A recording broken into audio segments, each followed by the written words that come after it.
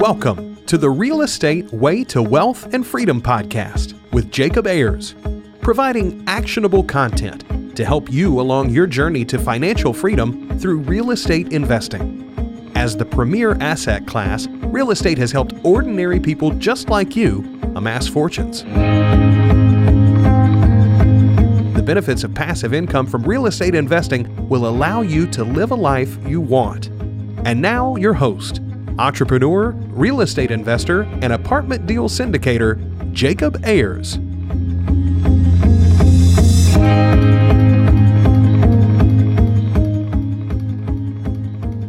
Hi, and welcome to the Real Estate Way to Wealth and Freedom podcast, episode 123. I'm your host, Jacob Ayers. Hey, thanks so much for tuning in to this week's episode. Now, with 123 episodes under our belt, I have to thank you as the listener for a couple reasons. I decided recently to go back and to listen to some of the early episodes of the show, and I have to admit the quality is just not where it is today, so thank you for bearing through that. But more importantly, thank you for providing feedback and constructive criticism through ratings and reviews to help me improve the show.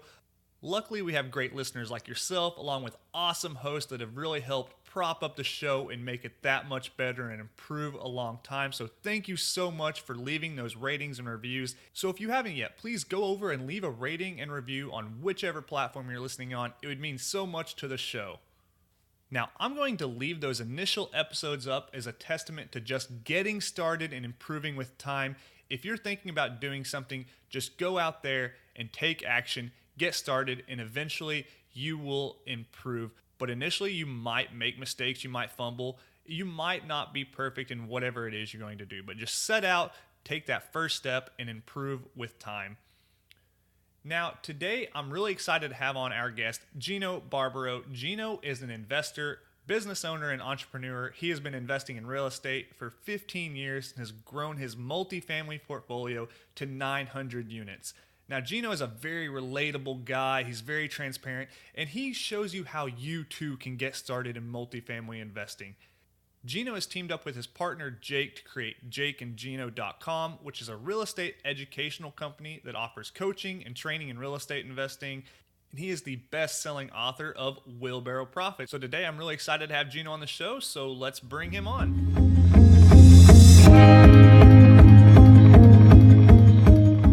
All right, today I welcome on the show Gino Barbaro. Gino, thanks so much for joining us. Thank you for having me on, Jacob. How's it going? I'm doing really well. I'm excited to have you on. Gino, could you tell the audience members a little bit about yourself, how you got started investing in real estate, and your journey?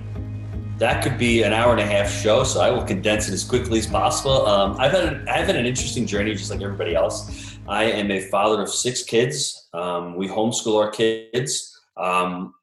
It's all about personal responsibility for me and my family. It's all about, maintaining and controlling your destiny. And once I really understood that, I said to myself, I'm going to enjoy my life. Up until the point I didn't do that. I mean, I was in the restaurant business for over 20 years. I was doing really well first 15 years. And then 2008 comes, you know what happened in 2008. My father just passed away. I was working with him for, over 20 years. The economy really took a bite out of everybody, not just construction, not just, real estate. Restaurant business got really hurt. And I said to myself, boy, this Obama guy, this economy, it's everything is going against me. When in reality, there were other people out there making millions of dollars still, and I didn't understand that. That's why I ended up going to coaching school just for personal development. I didn't want to become a life coach. I just said I need to work on myself. I need to work on what other people are doing that they're doing differently, that I'm not getting those results. And when I graduated from it, I figured out my who, what, how. I figured out why I wanted to do certain things, because I was always focused on, which most of the people are in this world, of what I didn't want. Ask somebody what they want. They'll tell you what they don't want. So when someone asked me back then, what do you want? Well, I don't want to work the restaurant. Well, that's great. But what do you want? And, took me a little while to figure that out. And what I wanted was to become financially free. More than anything, I realized that's what I wanted to do. And working at the restaurant was not going to allow me to do that. Yeah. Well, how does one transfer from the restaurant business into multifamily? It seems like a unique transition. Walk us through how that happened. Sure. Well, back in, I have two parents that are immigrants, so they're from Italy. So when they came here, as most immigrants do, they saved their money and they bought real estate. So I knew intuitively that buying real estate, having a tenant pay down a mortgage, having the principal being paid down, having the appreciation, having a little bit of cash flow, having the tax benefits that if you want to talk about later, that compounds with multifamily, that was a good idea, right? So I said to myself, I have to get into that. So back in 2002, me and my brother bought a fourplex together while we were at the restaurant. We bought this little 4-unit up the street, and I fell in love with it. I mean, I know what I was doing. I did all the newbie mistakes, overpaid a little bit.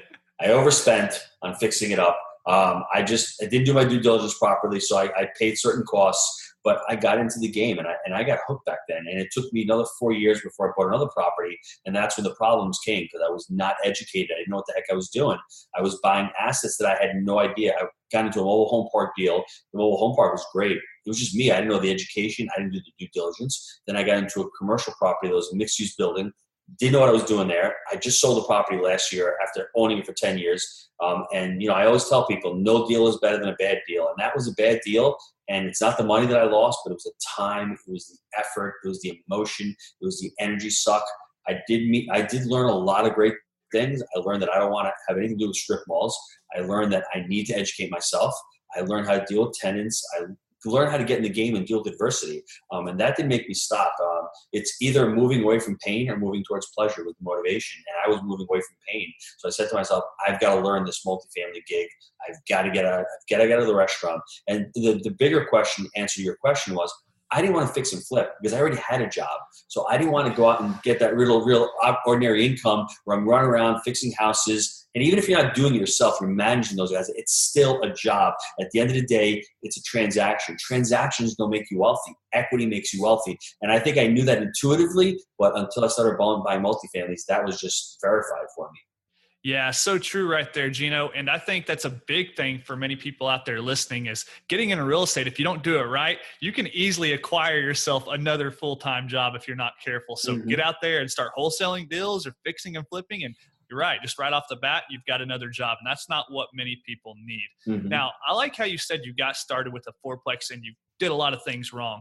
But I really like to say if you get started doing the right things, then later you can do things right. So you got started investing in real estate, doing these buy and holds, made a lot of mistakes along the way.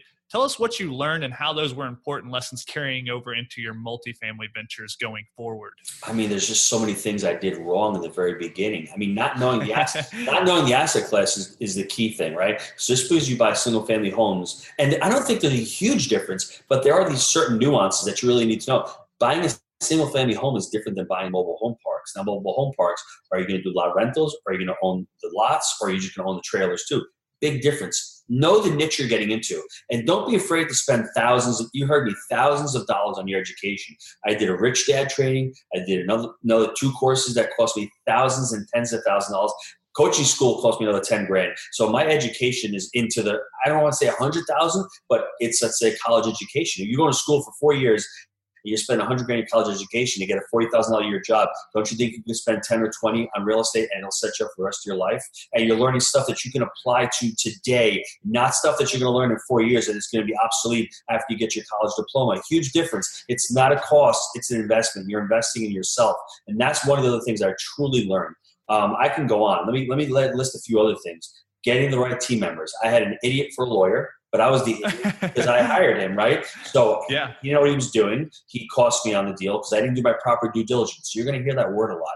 In anything you do in life, whether you're marrying a woman, whether you're picking a school, whether you're going, going to college, whatever it is, you have to do your due diligence. You have to spend time. People spend more time choosing a car to buy than they do buying an investment or looking at a sponsor who they're going to go into partnership with. You need to do due diligence on every aspect of the deal you're doing. And I didn't do my proper due diligence. I didn't even know what that was. So now, with the Jake and Gino platform, we've created documents on due diligence because all these things that I've learned, we've translated into actually how to do them. Let me think of a couple other things that I did wrong. Not choosing the market. I chose a bad market with real estate. I was up in the Northeast. There's no job growth. There was no population growth.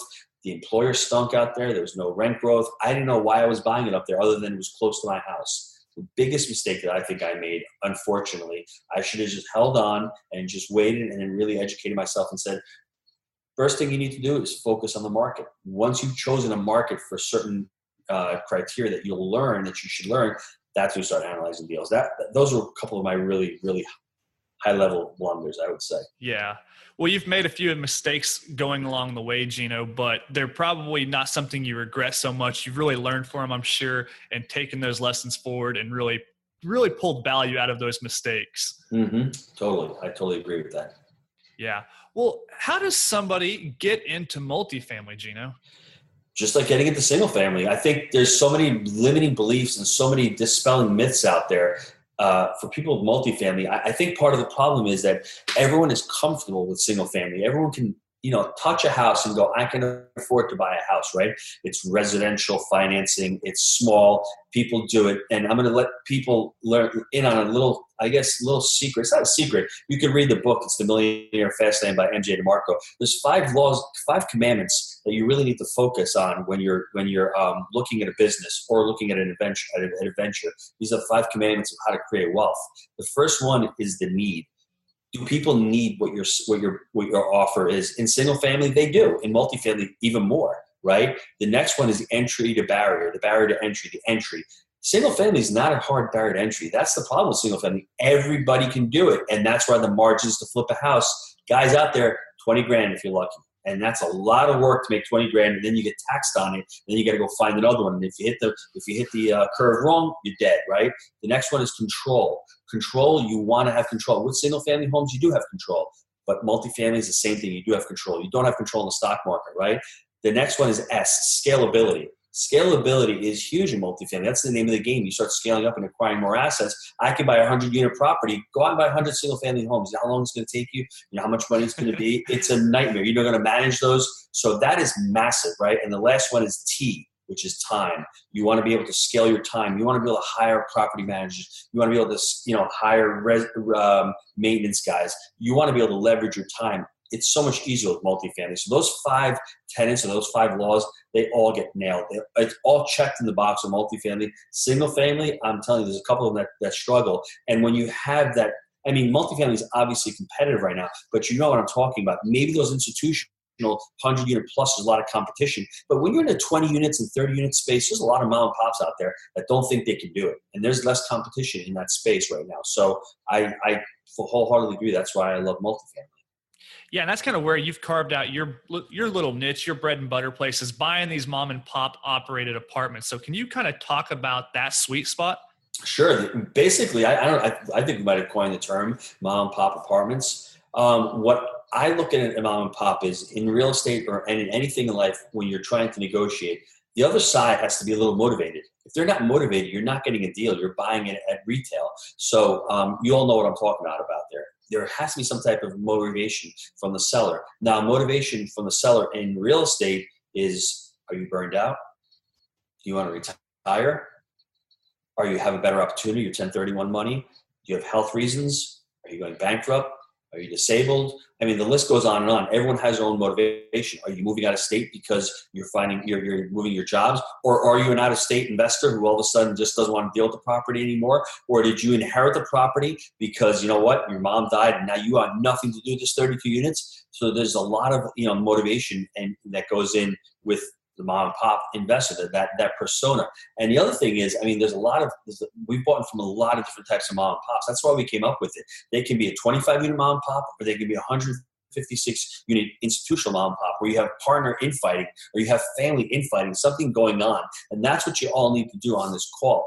It's building rapport with the broker, but finding out the story of the property. We're always thinking about negotiation it's 80% talking and you're beating the other side on the head. No, it's really actually 80% listening, finding out why they're selling the property. Why is this motivated seller selling the property? Maybe you can actually solve his problem and come in and figure out what he needs to get off the table, whether he's moving, whether he's doing a 1031, great. He's doing a 1031. He needs to close quick. So maybe you can offer him a little bit less money, offer him an all cash deal, make him feel a little bit better, and you can close on that. So your job as an investor is to add value to the other side. That's the number one key. If you can find out why they're motivated and why they're selling, you can solve that problem. You're going to be really wealthy. And let me talk about that with the scale.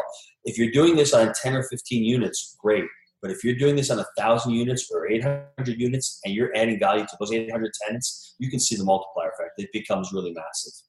Yeah, absolutely. And going back to what you just said, at the base of it, real estate investors are problem solvers. That's the name of the game. That's the nature of the business. So if you can solve those problems for the seller, then that's really where you provide value. And like you said, with scale, if you can provide value for many units, then now you can start to see how that is a little better than maybe just taking a single family down one at a time. Yeah, and let me ask you a question. Let me expand on that just for a second.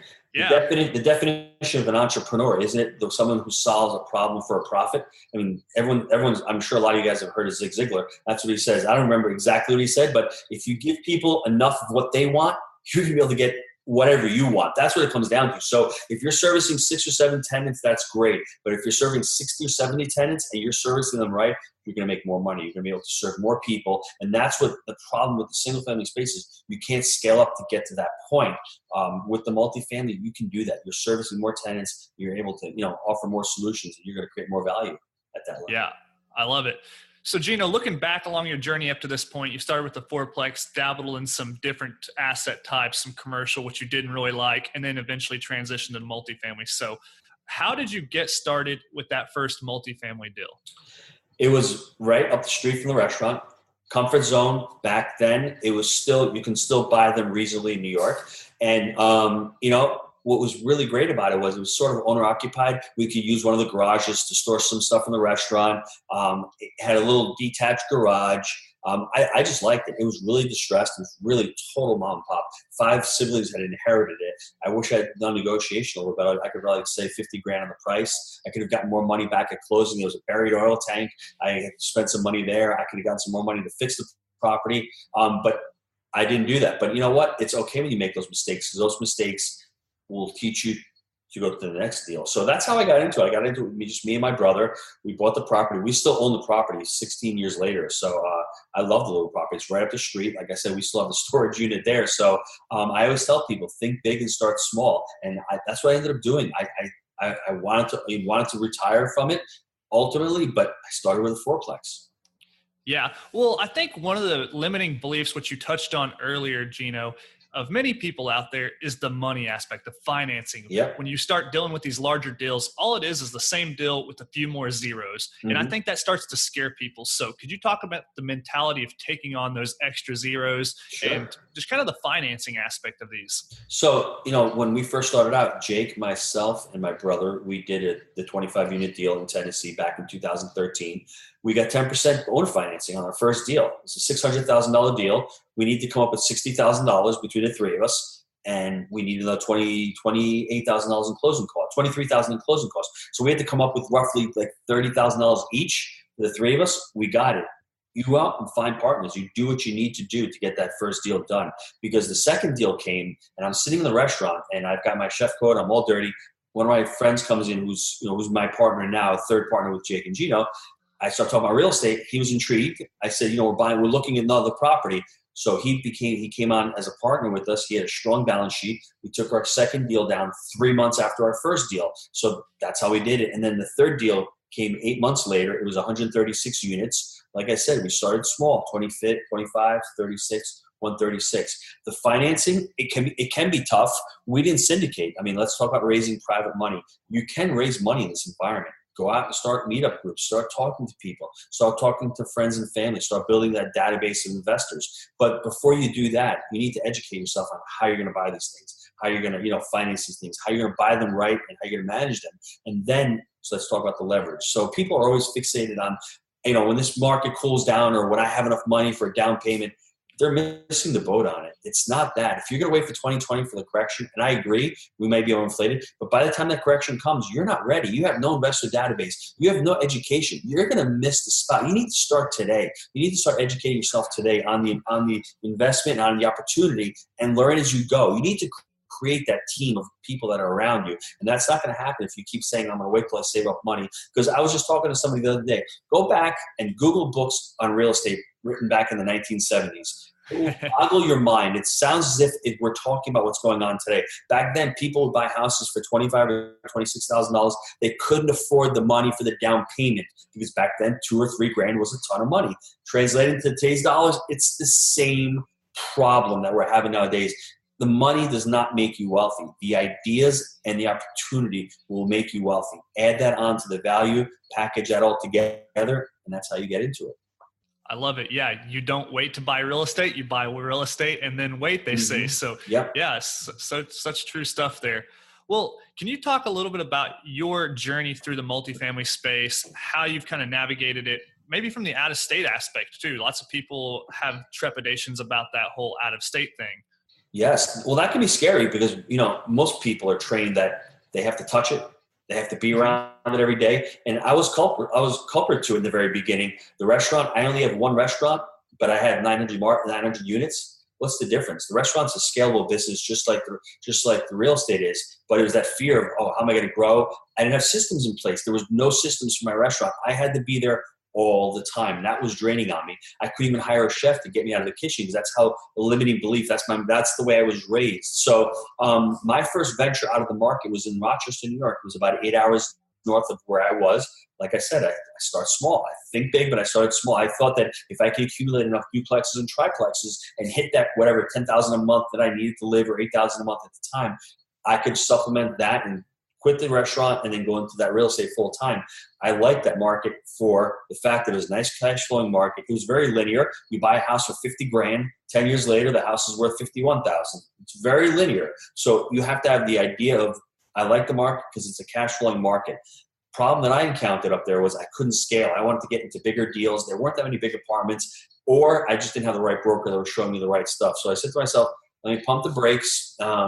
Ended up meeting Jake in 2011. He was doing pharmaceutical sales, getting food out of my restaurant, catering the food and bringing it to doctors' offices. And he's like, dude, I'm out of here. I've got to get out of here. He ends up moving to Tennessee in Knoxville. And I guess his fate would have it. Like I was just telling you, I was ready for the opportunity. I think everyone on this call right now, hit the pause button, go find the book, The Richest Man in Babylon. It's so true. There's so many points in my life that are so true to it. Put away 10%. Find people who aren't going to rob you. Find people you want to work with, right? And when the opportunity, like Ark had in the story, everyone says he was lucky. He was lucky because he prepared himself. I prepared myself through those crappy deals, through the deals in Rochester, so that when Jake moved down there, I was the one with the experience. I was the one with the coaching ability, and I learned the asset. I learned how to underwrite the deals. We found our first 25-unit deal. I found him as a partner, so he was the boots on the ground. So we bought our first deal. He managed the property. He property managed the deal. We paid him 10% to property manage the deal. So that was my quote-unquote boots on the ground. I could have still done it through a property management company, but since he was there, we decided to have him there.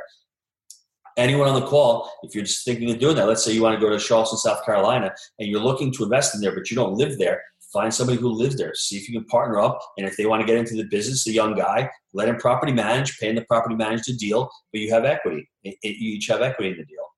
Yeah, I love it. And I think that's a good transition into talking about how you've built your team. You and Jake are quite the tag team duo and actually well known for your partnership. Mm-hmm. Can you talk about the importance of bringing on a partner and maybe coming over that limiting belief of giving up some of the pie to take on a partner? Yeah, that's the thing. So everyone comes from the scarcity mentality, and that's how it is. Yeah. The economy, the government, there's only 8 slices to the pie. As an entrepreneur knows, there's not 8 slices to the pie. You can compound that pie. And what it has allowed us to do, I'll jump on and talk about, we have something that we're calling multifaceted multifamily, where it's not just the investment anymore. As you start scaling the business, other spokes of revenue start throwing out from this investment. Now, you guys might say, what the heck is he talking about? I'll relate it to my restaurant first, and then I'll transition it into how it's done in real estate. My restaurant, I was doing this before I left. My brother wasn't on board. Now he is. We've got the restaurant businesses, which is brick and mortar. I decided, why don't we do some catering? So we started catering, which is another revenue, right? It's a multiple stream of income, but it's totally tied to the restaurant. The next one was my partner, Jake, got married. I did his wedding. Next one was, let's do these barbecues. These barbecues are really nice, right? Let's do these functions, right? Wow. What about getting a food truck? That's great, right? It's another stream of income from the original business. What? I wrote a cookbook. Let's start doing cookbook. Let's start doing some educational training on it. I started doing YouTube videos with my kids on cooking. All of a sudden, like, wow, this is crazy. Let's start selling physical products. So for Jake and Gino, I've got this swag. I'm going to start selling physical products. You start building a brand, and it starts exploding from that one source of revenue. You're blowing it out. Now the problem was I was working, in the business. I wasn't working on the business. Until I started working on the business, I got this idea, and I just said, this makes total sense. My brother wasn't on board, and now all of a sudden he comes out with a pizza sauce. So he's got his own marinara sauce, jarred marinara sauce. Why don't you do what P.F. Chang's does, where you start selling stuff in grocery stores, whether it's a frozen brand. Now, this might not be, what's the word? It's simple. I know it's not easy, but everyone's doing it out there. Open your eyes and see what other people are doing. They're not relying on one stream of income. That's what entrepreneurs want to do. They want to hedge themselves. They don't want to have that limited downside where that one stream of revenue craps out. You don't have any other ones. So with the real estate, I'll transition that into real estate. We started with the asset, 25 units. That's why I want everybody out there. If you're in the single family space, you can still relate this to your business, to grow a real business. We have the asset. All of a sudden, you have the property management company. That's one leg. That's one nice revenue generator. You start a property management company. The next one, wow, the education. Education, there's a lot of things with education. You're on a podcast right now. I learned all about syndication through my podcast. I've podcasted Ken McElroy. I've podcasted Brian Blair Singer, all the Rich Dad guys. I mean, you learn some amazing things from these people. T. Harv Eker, Dean Grazioso. These guys are really brilliant guys. To be able to spend time with them is amazing. The podcast also allowed me to recruit accredited investors. If you're wanting to start raising private money, it gives you the credibility. We went out and wrote a book. So when all of a sudden Jake and Gino are looking at a deal, we send that to the broker. You think the broker is going to think we're serious? We're credible? Absolutely. And all of a sudden we're starting to grow the education side. We're selling training. We're actually getting students to bring us deals. So the education aspect has been huge for us. Now let's go into the next leg that we have, which is this syndication. We haven't syndicated our deals. We're at 900 units. We're going to go to 1,000 hopefully within the next 3 months. All our own private money, all our own money. Jake and I, we've just been refining and putting the money back into the deals. So we decided we're missing the boat on syndication. It was a little bit of a limiting belief, but we thought if we're going to syndicate, we need to focus on our investors. So we just hired somebody right now, and we're starting the syndication aspect of it, where we have 300 to 400 people on our investor list. We need to start reaching out to them and saying, hey, raise your hand. You want to start investing in our deals. So couple that education. We have students bringing you deals. The brokers are credible. They like you. They'll bring you deals. And now you have a syndication arm where you have money where you can raise. You see the synergy that's involved in this. Let's take it one step further. Within the next 2 years, we want to create a brokerage company where you can start actually going out there and sourcing your own deals and getting real estate brokers out there. And everything feeds itself, right? And it's not just about the commissions. It's not just about the transactions and anyone's operations, but they lend credence. So if somebody wants education, or somebody wants to be an equity partner with us, well, I have an education. I'll give you my free training here. Go. If you want to just invest $100,000 with us, they're going to be like, wow, these guys are the real deal. There's so much thought and process that goes into it that multifaceted is really powerful. But this all started with a 25-unit deal. It's taken us 5 years to get there, but that's what I want people to think of. It's not just an investment. It's a true business. And let's translate this into single-family homes. The same concept. We have 10 or 15 homes. You have a property management company. You're a real estate broker where you're doing this. Maybe you have private money where you're lending private money out. We have a mortgage broker working for you. You have the education aspect, which is huge. Wholesaling and single homes and fixing and flipping, that's massive out there. So you write a book, so it can translate into that space also. So if you're out there listening, you should get excited about it, because maybe you don't have to do multifamily. Maybe you can say to yourself, my single family home business can actually run itself, and I can focus on something that I like. If you like getting on podcasts, if you like talking to investors, if you like raising private money, you can do all that in your space also. Yeah, Gino, you've really nailed down how to build an ecosystem around your initial business. And the common denominators I'm hearing here are scale, and then grow. Yep. So really cool stuff there. And it's unique to see how you guys have built a business just around your first 25 unit. Like you said, you've got the education piece, you've got the syndication piece, you've got all these spokes of the wheel.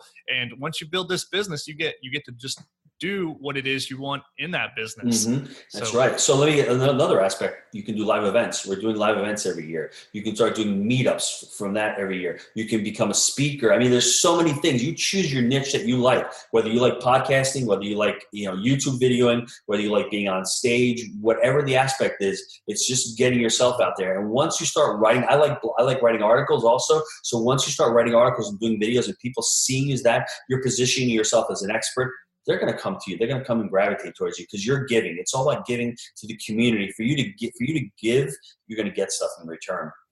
Yeah, I love it. Well, Gino, how have you made real estate a lifestyle and not a job? Like we talked about at the beginning of the show, not acquiring another job, but rather building it to create a lifestyle for yourself. That's great. I mean, I was always under the precept that your business dictates your lifestyle. That's what the restaurant did. I had to be in New York. I had to be there Tuesday through Saturday, Sunday. I worked every weekend. I worked every holiday. That was just the way it was. That's the way I thought it was. Once I got into the real estate space and I started scaling and I started buying these, I left the restaurant over 2 years ago. It's been my lifestyle is dictating my business. I moved down to Florida. I was actually going to start investing in Jacksonville. But when I moved down here, it just did not. The market had inflated so much. I said, you know what? I'm stuck in here. I love St. Augustine. I'm going to stay on here. We're going to still continue to buy in Knoxville. So that gave me the opportunity to start focusing on Jake and Gino. And that's what we're talking about, the lifestyle. So I was up in New York 2 weeks ago for 2 weeks. I'm going to be going down to Atlanta in July. I'm going to be going to New York again in August, Knoxville in September, Nashville in October, and New York in November. So I create my schedule. I create my lifestyle to whatever I want to do. My kids are actually in Disney for 2 days this week.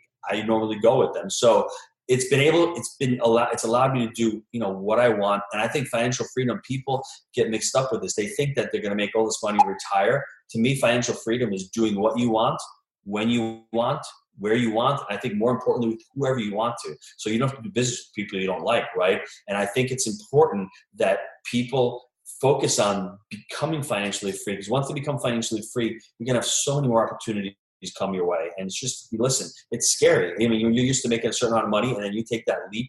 It's scary, but I guarantee you're not going to regret it. Yeah. Gino, for those people who are looking to break into the multifamily space, maybe the young professional, what single piece of advice would you have for someone like that? You know what? It might be self-serving, but join a community. Become part of the Jake and Gino community. Become part of those other guys that are out there. I mean, I can name a bunch of guys out there. I like Michael Blank, Reed Goosens, Brad Sumrock, all these guys that are doing it.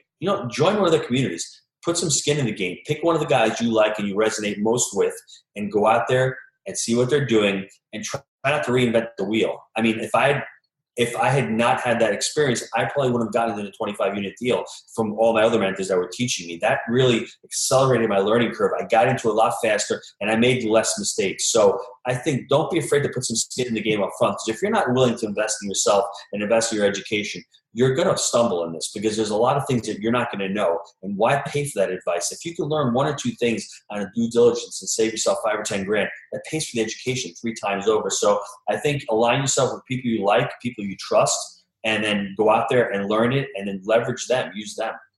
Yeah, I love it. Well, Gino, as we're wrapping up here, we've got a lightning round, a series of questions we ask every one of our guests. Are you up for it? I'm always up for it. All right. Well, Gino, what was your biggest hurdle getting started investing in real estate, and what did you do to overcome that? Biggest hurdle was limiting belief. Was like everybody else, didn't have enough money. So what I ended up doing is just got a partner, and then I got another partner.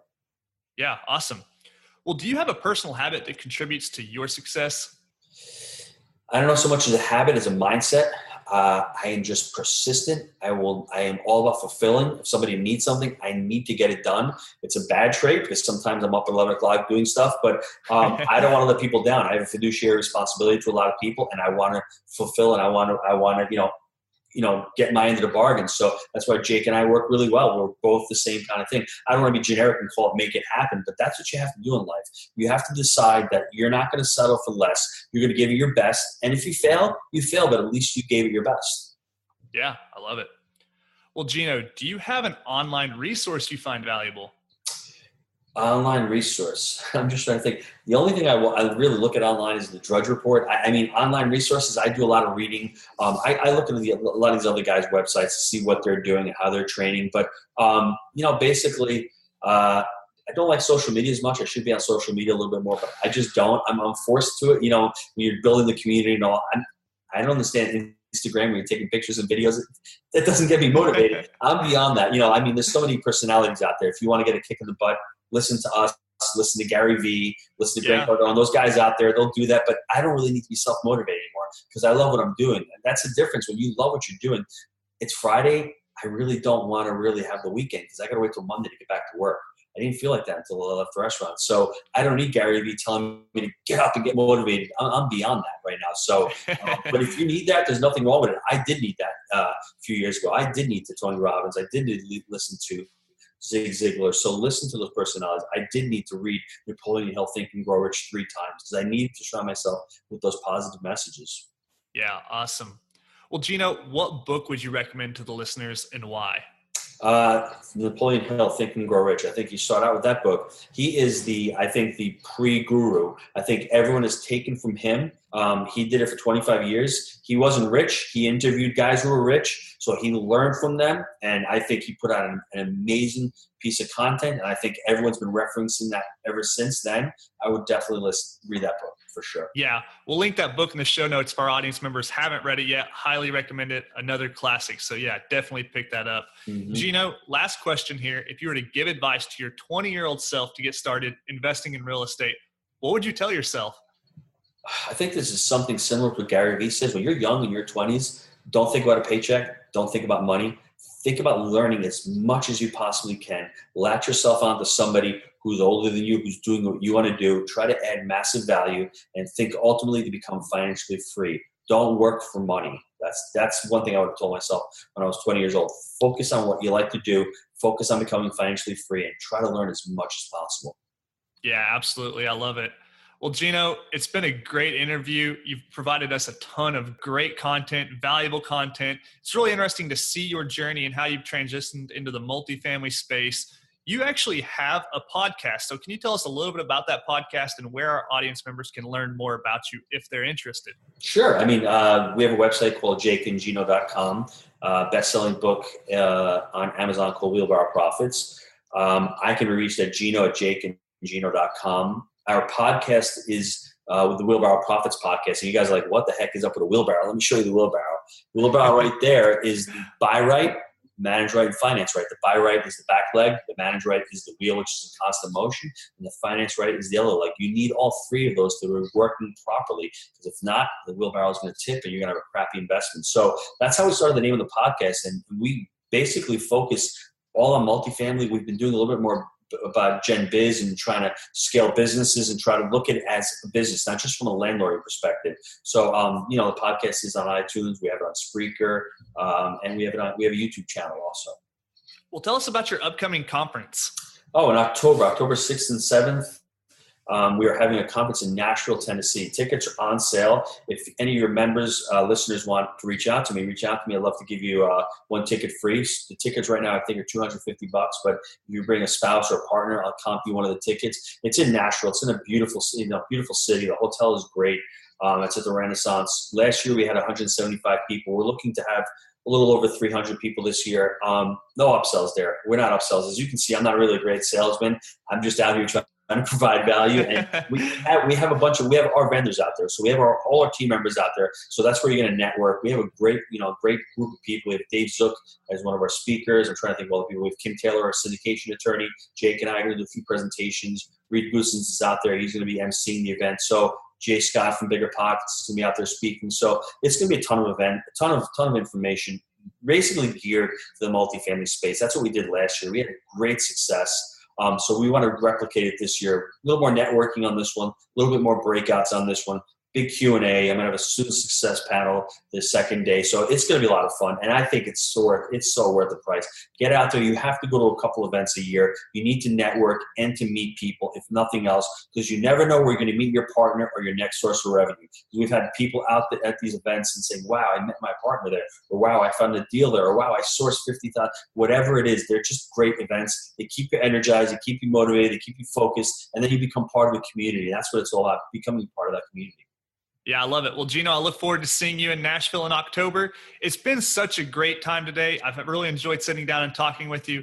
We look forward to having you back on the show. So thanks so much for coming on today. Jacob, anytime, have me back on. We got our first syndication. I want to come back on and walk that through with you guys, okay? All right, let's make it happen. Thanks, Jacob. Have a great day. Take care, Gino. All right, that wraps up our episode today with Gino Barbaro. I really hope you got value from today's show. If you like what you've heard, please leave a rating and review on whichever platform you're listening on. Till next time, signing off, I'm your host, Jacob Ayers. You've been listening to the Real Estate Way to Wealth and Freedom podcast, providing you actionable content to build your real estate empire. Nothing on this show should be considered specific, personal, or professional advice. Please consult an appropriate tax, legal, real estate, financial, or business professional for personal advice. The opinions of guests are their own. Information is not guaranteed. All investment strategies have a potential for profit or loss. The host is operating on behalf of the Real Estate Way to Wealth and Freedom, LLC, exclusively.